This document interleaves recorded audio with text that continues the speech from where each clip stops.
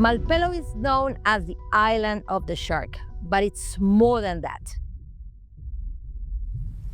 It gives you the possibility to witness the greatness of life, because Malpelo is full of life.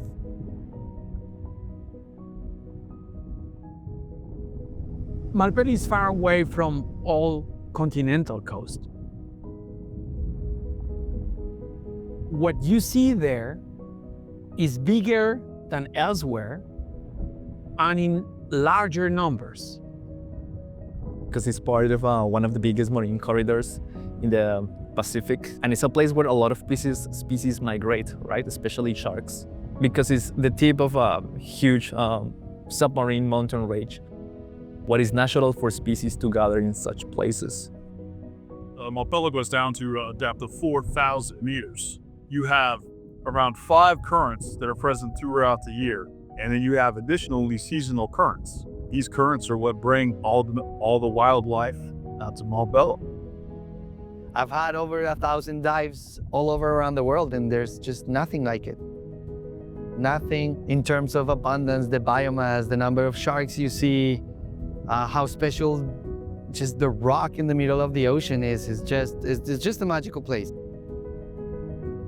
Everything here is just in incredible quantities, and it's that kind of biodiversity hotspot that just needs protection. Malpelo as a national park, as a site of refuge for several species. Some of them for commercial interest, some of them not. Most of them are sharks, and fishing on a place that's like this in a protected area, it's illegal.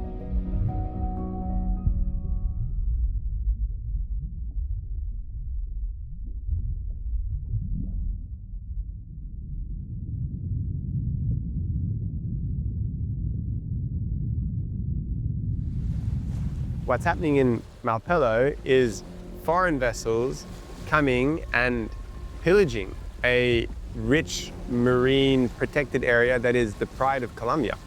So coming up from a dive where we've just seen hundreds of silkies popping ahead above the water and seeing illegal fishing vessels laying long lines is truly heartbreaking. You have this terrifying feeling that the sharks that you've just been diving with might already be hooked on these long lines and being dragged out of the water, having their fins cut off and left to drown in their home. The impact of the illegal fishermen is enormous. That's probably the worst thing that is happening or has been happening to Malpelo for already decades.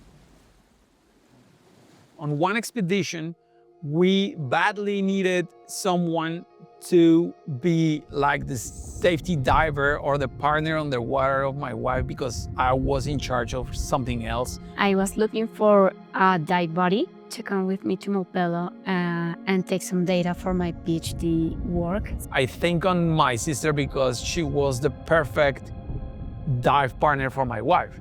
So we asked her to join us. And of course she said right away, yes. I came as a research diver and a safety diver. I was helping my brother and his wife to do a research on damselfish. We were drawing in our tables, and suddenly we started to spot some sharks surrounding us. So the first reaction of my sister was, oh, what am I going to do with all these sharks? So it was her first time. For me, it was normal, okay? But she was like, oh, what's that? Then I realized that I was surrounded by sharks, hammerhead sharks that were actually very close to where I was taking notes. I was just thinking about the Jaws movie. You know, even though you have experience being a dive instructor and you don't have this experience before and you see the size of these sharks, it's completely overwhelming. I was literally freaking out. I was thinking that that's it. That was the last dive of my life. Remember that sharks used to be the bad guys of the ocean. and almost everybody was afraid of sharks and considered the sharks monsters, terrible creatures. But at the end of that same day, I was actually madly, completely crazy about in love with these creatures. It wasn't one day, everything shifts. I just can't wait to get in the water again, to go to the same spot, to continue with that experience, because that changes my life. That changes everything that I have known about the ocean, and that changes the way that I was thinking about the places like this. Every time we went to Malpelo in every expedition, you always spot some illegal fishery traces. You can spot lines, you can spot nets, you can spot even boats. The problem also is that they are catching not just 5 or 10 sharks. They're catching thousands of sharks every time they go there. It was really hard to see that all the amazing animals that we have just saw under the water were caught on the surface by illegal fishing, so it gave my passion to stop that. I decided that as a Colombian, I was gonna volunteer for the Rangers so I can have a little bit of more power, because I was working in a vessel that comes from outside, so they basically have no right to actually do any interdiction, because this is on a government work. But still, because of nobody was here, we basically decided that we're going to cut the lines. Although we cannot actually grab anybody, we're going to continue. Every time we see these people, we're going to inform the outpost on the island, which is the small cabin the army has here. And we're going to try to work together with them. And by that time, they came down and they used the ecotourism boat to help us chase the illegals. But that stopped. So all the efforts were not good enough. By the minute the divers went away, or National Park went away, or the Navy went away, the fishermen just went in and killed the sharks whenever they had a chance.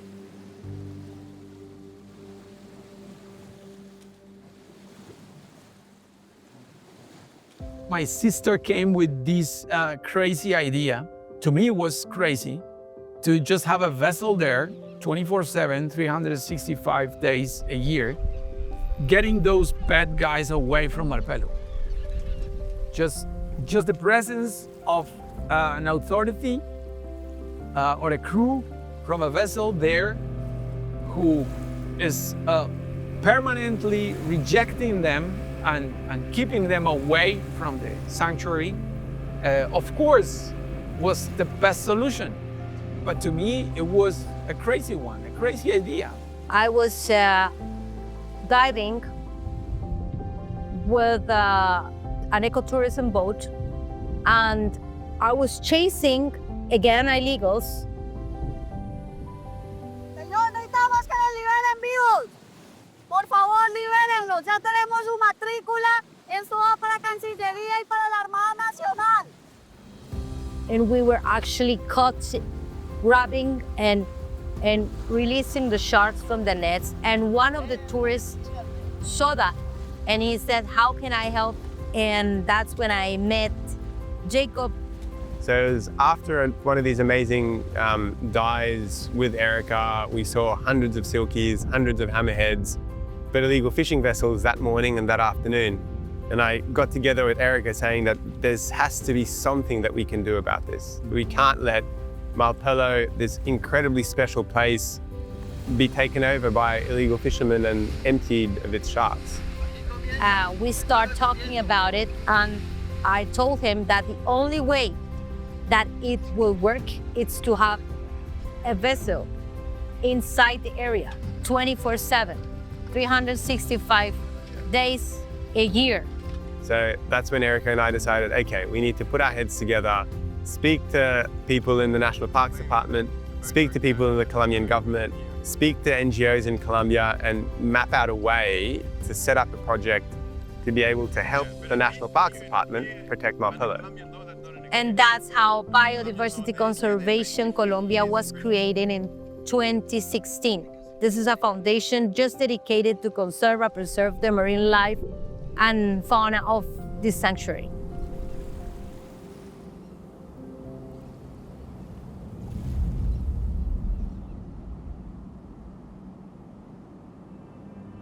My sister and Jacob together came to this idea of having a particular type of vessel that is as autonomous as possible. The boat was named Silky because of this beautiful shark that used to come to Malpelo in massive quantities, that is the silky shark. And that we name the Silky in the honor of this magic pelagic migratory species. That was why we decided to settle for a sailing catamaran as a platform. You didn't have expensive engines to constantly maintain and take care of. And that you can change the crew and also get them some supplies from the continent every time the Navy or the divers were making their trip to Malpelo. And of course, it's quite simple and it worked really good. The Ferox is a converted Swedish mine layer. It's a dive live aboard, and we're offering divers the opportunity to come out and dive Malpelo Island here in Colombia. I decided that I was going to see if I could put my experience to bring a comfortable and safe operation to Malpelo so the divers from all over the world could share in the experience of diving this incredible location. And we reached out early on and offered support for their project. I know firsthand the challenges that they faced in bringing a vessel to Colombia and getting it started. And we are happy to support the foundation any way that we can. Currently, whether it's transporting their crew, their provisions, their fuel, Ferox is here to help them and really we're all working towards the same goal, and which is to help preserve Malpelo.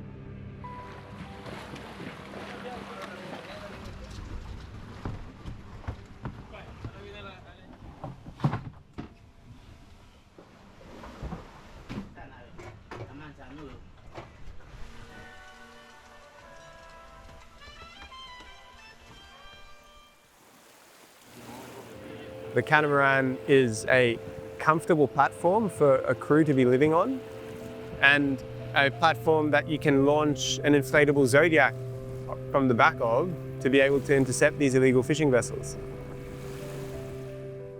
This Silky crew, they are the ones that are actually on site most of the time, 24/7 for several months, looking for illegal fishing activity in the area.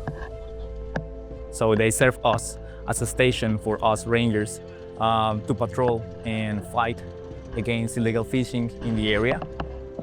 We make an agreement with the rangers. We have a very good relationship with the ecotourism boat, the Ferox. So we basically have a symbiotic relationship right now. And we work together with the Navy. We keep communications all the time.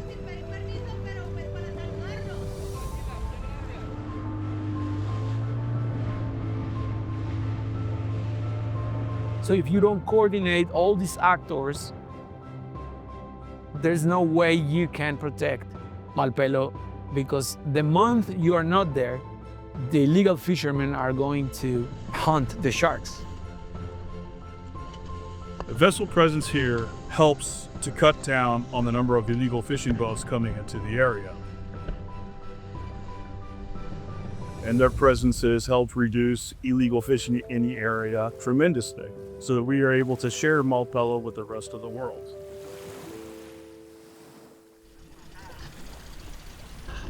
A regular day in the island, we wake up around 6 a.m. and we go on patrol around the island, searching for illegal activities in the area. If we find something, we might take the whole day removing all illegal fishing gear that we find. Every day is a bit different.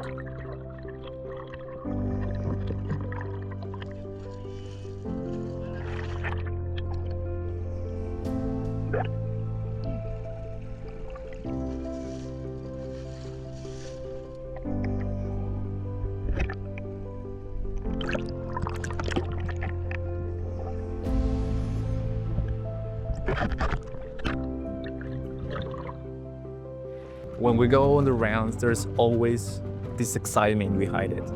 A little bit of adrenaline rushing through your blood. Sometimes it's a very magical day, especially the sunset at 4 p.m. When the ocean is calm, it can literally look like a pool. And sometimes there are dolphins right next to you, jumping and interacting with you. That's magical. Sometimes, well, it's the Pacific side, so it's just pouring cats and dogs the whole day, or it just stops and again it's very sunny, then again pouring, and then suddenly the conditions change completely. Sometimes we have waves of 3 meters. They go in the boat and you need to take the water out of the boat. Yeah, there's always something going on. Well, not only we look for illegal fishermen, but we also look for trash. So we try to take as much plastic or anything we find in the area.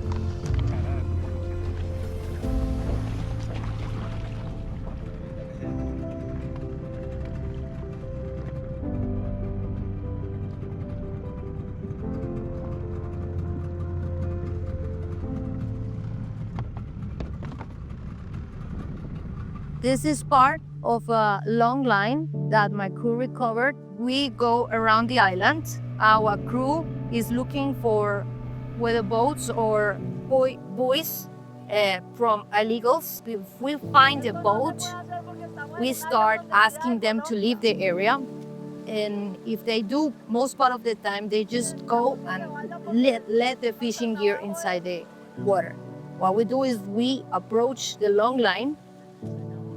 Our skilled crew with the ranger start taking out the parts of that fishing gear starting from the buoy, and they start grabbing hold on to these lines, and they cut this line very close to the mouth of the animal because it's very difficult to put the animal on the boat and take out of the hook.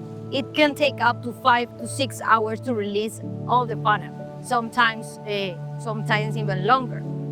And we just release the sharks, we release the tuna, and make sure that all the fishers are completely safe once they get released.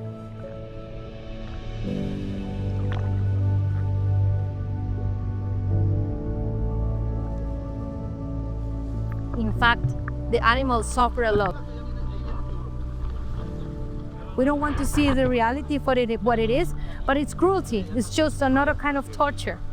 To grab animals from the ocean, to mutilate them, and to let them die. The animals feel, they have pain, and the people need to know that they're not just objects without sensations. We are doing our best effort using this catamaran, Silky, having all these alliances, staying in this spot the most part of the year possible to protect what we can.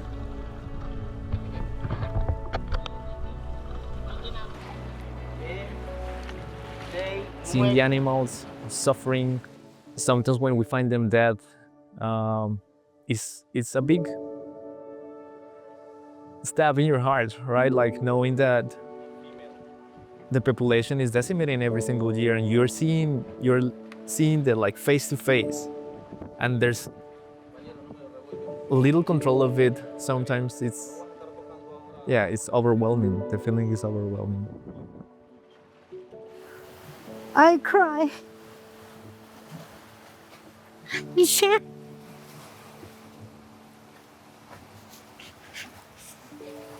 I'm sorry. I really care about. It's horrible sometimes. It's painful. It's a painful feeling that I have all the time. It won't go away. So I do all I can all the time. And now I get to this spot that I can do some stuff and I feel better, although I know it's not enough.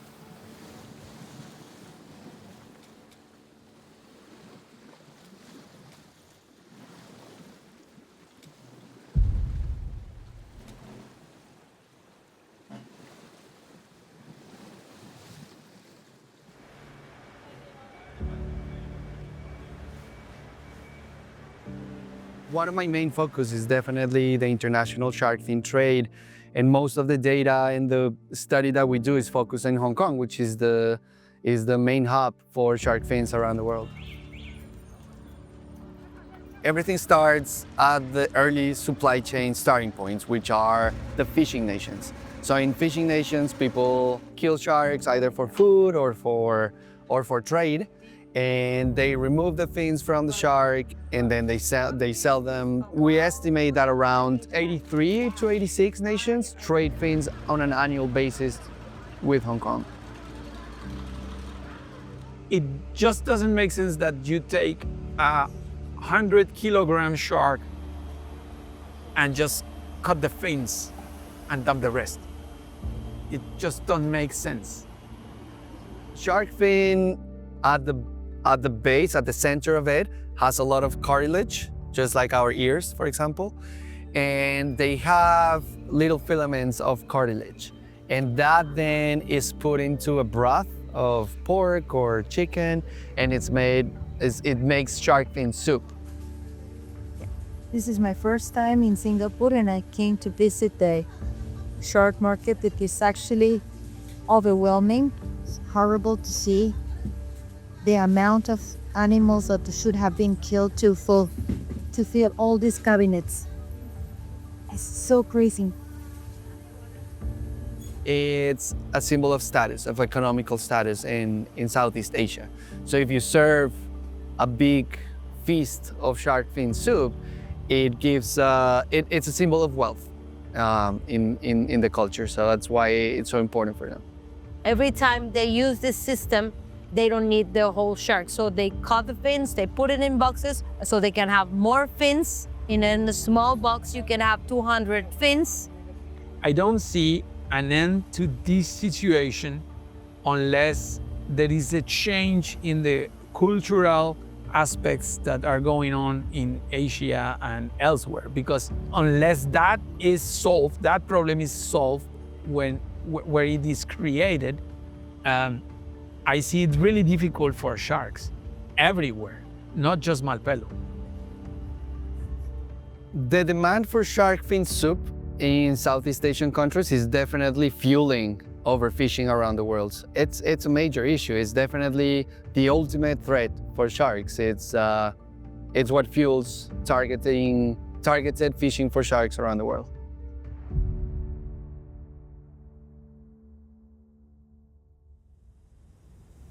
We have hope in Malpelo as long as this vessel can continue doing its job, but the pressure is going to be there always as an increasing pressure because the prices of the fins are going to climb.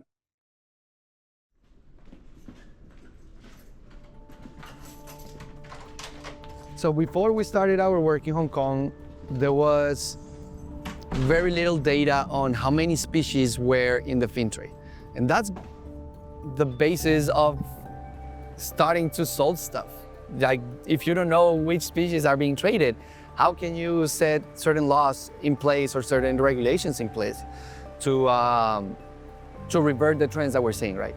We collect little pieces of fins from the markets and we analyze them through genetics. You see a piece of fin and you don't know what species it is.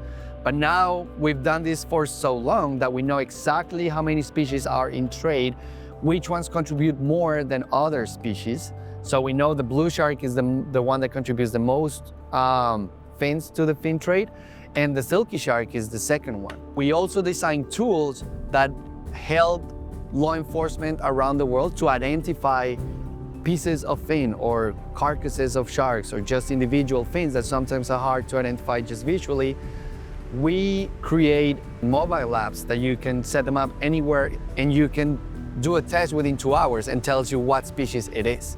That way you know whether it's a species that must have permits to be traded, or is forbidden to be traded, or is legal to be traded. And that way law enforcement around the world can act on it. Because it actually takes time. Like, we're just one part of the process, but there's several institutions that we need to gather as a group in order to follow against a legal fishing case.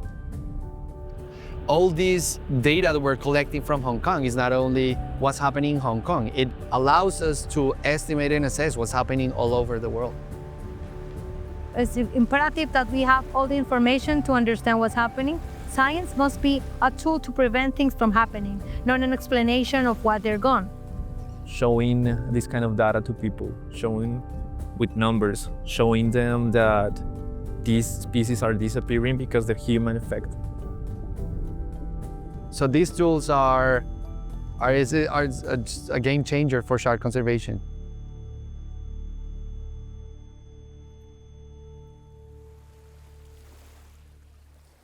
Even though we know that the declining of the population is a fact, it's horrible, if we don't at least try to keep places like this safe, what's the purpose? We need to keep on coming. We need to keep on going. We need to keep on creating projects like this to be able to get to other places. We've done a lot of good work, but it can't stop. Now more than ever, our work, it's needed more than ever, and it's not a time to stop. It's just a time to move forward faster even. Without places like Malpelo, like Cocos, like the Galapagos, there simply won't be enough of a reservoir of marine life to be able to successfully repopulate the rest of the oceans. And that's why it's so important to protect these biodiversity hotspots. It's important to very few group of heroic people who wants to preserve something that is unique, something that harbors a biomass of fishes and sharks that you cannot find anywhere else. To those people, is Malpelo important. And that's the reason why what they do is heroic. To try to mirror what Erika's doing in Malpelo and transfer those patrolling systems and the lessons that we've gathered through her experience and deploy them in different regions where conservation is as needed as in Malpelo. So I think what she's doing is giving us a route and giving us a blueprint of something that works and something that can be scalable. I still believe there's hope. You know, like everything's about education. Being able to have these kind of conversations, teaching people about what's going on, brings me hope. Government need to take strong action against all this, and not just in paper. And people need to pressure the government to take action to protect the species. Because if they don't, that's it. We will lose all the population of sharks and the world is going to be ruined.